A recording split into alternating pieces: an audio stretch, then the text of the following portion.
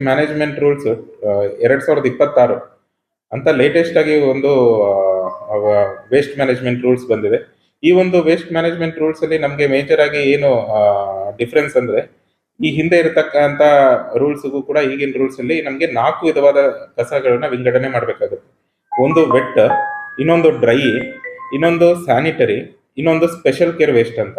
Vet ಅಲ್ಲಿ ನಮಗೆ ಗೊತ್ತಿರೋ ಹಾಗೆ ಈಗೇನು ನಾವು ಈ ಹಿಂದೆ ಮನೆಗಳಲ್ಲಿ ಕಸನ ಸೆಗ್ರಿಗೇಟ್ ಮಾಡಿ ಈ ವೆಜಿಟೇಬಲ್ ವೇಸ್ಟ್ ಮತ್ತೆ ಈ ತರಕಾರಿ ವೇಸ್ಟ್ ಆಗ್ಲಿ, ಹಣ್ಣು ಹಂಪಲು ಮತ್ತೊಂದು ಈ ರೀತಿ ಪದಾರ್ಥಗಳದ್ದು ವೇಸ್ಟ್ ಏನಿತ್ತು ಅದನ್ನ ವೆಟ್ ವೇಸ್ಟ್ ಅಂತ ಕರಿತೀವಿ, ಅದು ಹಸಿ ಕಸ.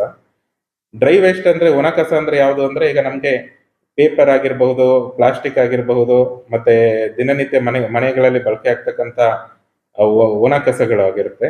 ಅದೇ ರೀತಿ ಸ್ಪೆಷಲ್ ಕೇರ್ ಸ್ಯಾನಿಟರಿ ವೇಸ್ಟ್ ಅಂತ ಇದೆ. ಅದೇನು ಅಂದ್ರೆ ಈ ಹಗ್ಗೀಸ್ ಮತ್ತೆ ಈ ಸ್ಯಾನಿಟರಿ ನ್ಯಾಪ್ಕಿನ್ಸ್ ಈ ರೀತಿ ಆಗಿರ್ತಕ್ಕಂಥ ವೇಸ್ಟ್ಗಳು.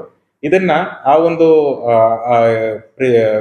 ಏನು ಒಂದೇನಂದ್ರೆ ಅದ್ ಯಾವ ಬ್ಯಾಗ್ ಅಲ್ಲಿ ಅವ್ರು ಕೊಡ್ತಾರಲ್ಲ ಅದೇ ಬ್ಯಾಗ್ ಅಲ್ಲಿ ನೀವು ಹಾಕಿ ಅದನ್ನ ಸಪರೇಟ್ ಆಗಿ ಎತ್ತಿ ನಮ್ಮ ಒಂದು ಕಸ ಸಂಗ್ರಹಣೆ ವೆಹಿಕಲ್ಗೆ ಒಂದು ಗಾಡಿಗೆ ಕೊಡಬೇಕು ಅಂತ ಕೇಳ್ಕೊತೀವಿ. ಇದೇ ರೀತಿ ಇನ್ನೊಂದೇನಂದ್ರೆ ಸ್ಪೆಷಲ್ ಕೇರ್ ವೇಸ್ಟ್ ಅಂತ ಒಂದು ಹೊಸದ ಇನ್ನೊಂದು ವಿಧವಾದ ವೇಸ್ಟ್ ಇದೆ.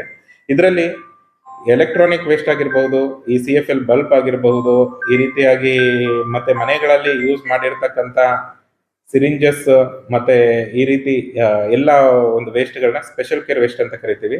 ಇದನ್ನು ಕೂಡ ಸಪರೇಟ್ ಆಗಿ ಇಟ್ಕೊಂಡು ನಮ್ಮ ಒಂದು ಗಾಡಿಗಳು ಏನ್ ಬರುತ್ತೆ ಆ ಗಾಡಿಗಳಲ್ಲಿ ಕೊಟ್ರೆ ಅದನ್ನ ನಾವು ಪ್ರಾಪರ್ ಆಗಿ ಡಿಸ್ಪೋಸ್ ಮಾಡೋದಕ್ಕೆ, ಸೈಂಟಿಫಿಕ್ ಆಗಿ ಆ ಒಂದು ವೇಸ್ಟ್ ನ ಡಿಸ್ಪೋಸ್ ಮಾಡೋದಕ್ಕೆ ಅನುಕೂಲ ಆಗುತ್ತೆ. ಈ ಒಂದು ನಿಟ್ಟಿನಲ್ಲಿ ಎಲ್ಲ ಸಾರ್ವಜನಿಕರು ಇದಕ್ಕೆ ಸಹಕರಿಸಬೇಕು ಅಂತ ನಾವು ಕೇಳ್ಕೊತೀವಿ.